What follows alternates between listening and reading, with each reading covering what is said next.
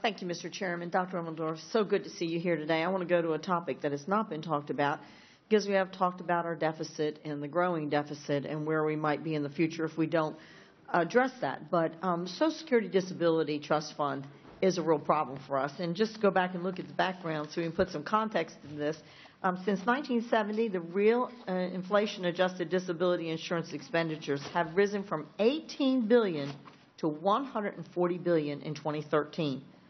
Now, a portion of this increase is due to two things, and we have heard that through testimony before: the aging population, which we all know, and then also the entrance of women into the workforce. We've heard that. But if you look at these two factors, they really only account for 6% on the aging side and 17% increase on the entrance of women for these increase in disability insurance caseloads. So at the same time, individuals are self-reporting an increase in their health, that it's improving.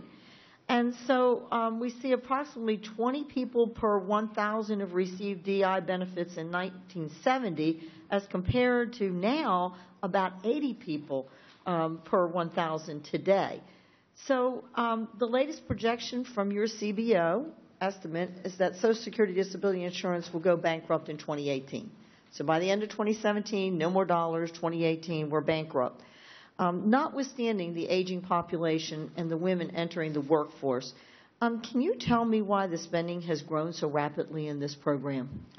Yes, Congresswoman. I don't have the specific numbers at hand, but as you know, we've two reports for the Congress on disability insurance trying to document and explain the sources of growth and to offer you and your colleagues some specific alternatives for changing the disability insurance program if you would like to go that route. In addition to the factors that you mentioned, the aging of the population and the rising participation of women in the labor force, and thus making them eligible then for disability insurance benefits if they become disabled, there have also been important changes in the rules for entering the disability insurance program legislated by the Congress over the past few decades that have pushed up the number of people receiving DI benefits. And the state of the economy matters as well. And as we wrote in our report, one thing that's happened in the past several years, as people have lost jobs and not been able to find new jobs, is those people who have disabilities, who might otherwise be able to find a job that could accommodate their disabilities, have instead, in some cases, chosen to enter the disability insurance program. So there's a wide array of factors, but I don't have at hand the relative importance of those factors. And I'm going to certainly get with you and make sure that I'm reading those reports, because I've read a lot of reports, and I want to be sure that I've read the reports that you're referencing there. But what happens when this goes bankrupt? What happens? How will this affect the beneficiaries?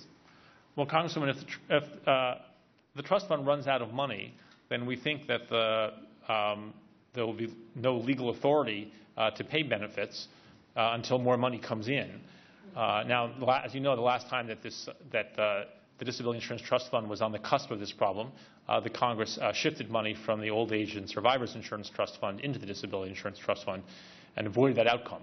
But if nothing were done, then I believe that the legal authority only exists to pay money that is in the trust fund, and that would require then a substantial reduction in benefits to fall down to the level of the ongoing incoming receipts. So, pardon me for interrupting you. Yeah. Have to be legislative action in order for those that are the recipients to actually gain the benefits. Yes, Congresswoman, and again, we think this would happen in 2017. That the trust fund would run out of money to pay the benefits promised under current law. In your reports, do you reference the consequences of the rampant fraud that we're seeing in the abuse in the program? So we do talk about that, Congresswoman, and I think the issue for the Congress is trying to find the policy levers to change that, and I think there are some, and we do talk about them in our reports. Well, I appreciate that. And then my final question is, what effect of the reduced labor force participation will it have on the economy? It is the central factor in slowing economic growth after we get out of this current downturn. But later in this decade and beyond, the principal reason why we think the economic growth will be less than it was for most of my lifetime will be a slower rate of growth of the labor force. Thank you. I yield back, Mr. Chairman.